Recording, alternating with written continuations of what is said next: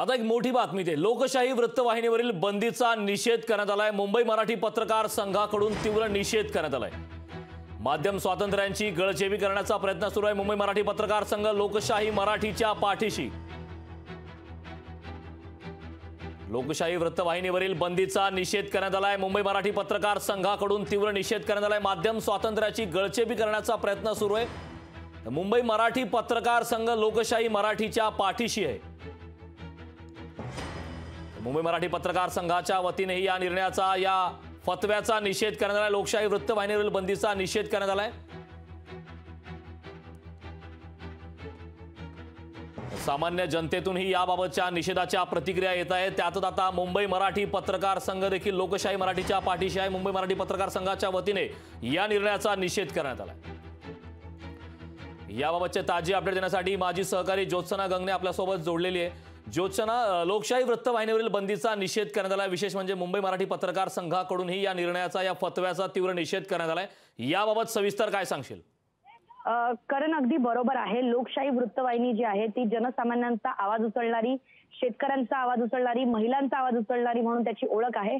आणि अशामध्ये लोकशाही चॅनलला जे आहे अचानकपणे नोटीस येते सरकारकडनं आणि दंडेलशाही पद्धतीने जे आहे त्यांनी नोटीस पाठवली आणि लोकशाही चॅनल त्यांनी प्रसार करण्यापासून रोखलेला आहे। त्याच्यावरती आता मुंबई मराठी पत्रकार संघ जे आहेत, ज्याचे मेंबर जे आहेत, ज्याचे सदस्य जे आहेत ते 2000 पेक्षा जास्त पत्रकार त्याच्याशी जोडलेले आहेत। या पत्रकार संघाने सुद्धा आता लोकशाही चॅनलवरती जी काही गदा आणलेला आहे त्याच्यामुळे एकूणच या गोष्टीचा निषेध केलेला आहे। या संपूर्ण घटनेचा निषेध केलेला आहे आणि लोकशाहीची बंदी जी आहे लोकशाही चॅनलवरची ती त्वरित उठवावी आणि लोकशाही चॅनल पुन्हा एकदा प्रसारित करावं अशी मागणी सुद्धा केलेली आहे।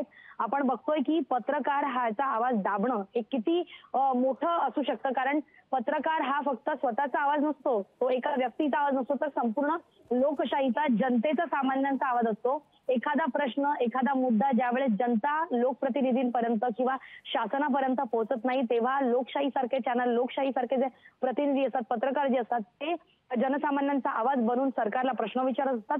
सरकारच्या ज्या काही योजना असतात, फक्त सरकारला प्रश्न विचारणे एवढ्यापुरतं चॅनल किंवा कुठलीही पत्रकारिता मर्यादित नसते, तर सरकारची ज्या काही योजना असतात जनसामान्यांच्या, त्या योजना किंवा ते काही सरकारची जी कामं असतात ती सुद्धा जनसामान्यांपर्यंत पोहोचवण्याचं काम जे आहे ते चॅनलनी, आपल्या लोकशाही चॅनलनी पण केलेलं आहे आणि सगळेच पत्रकार करत असतात।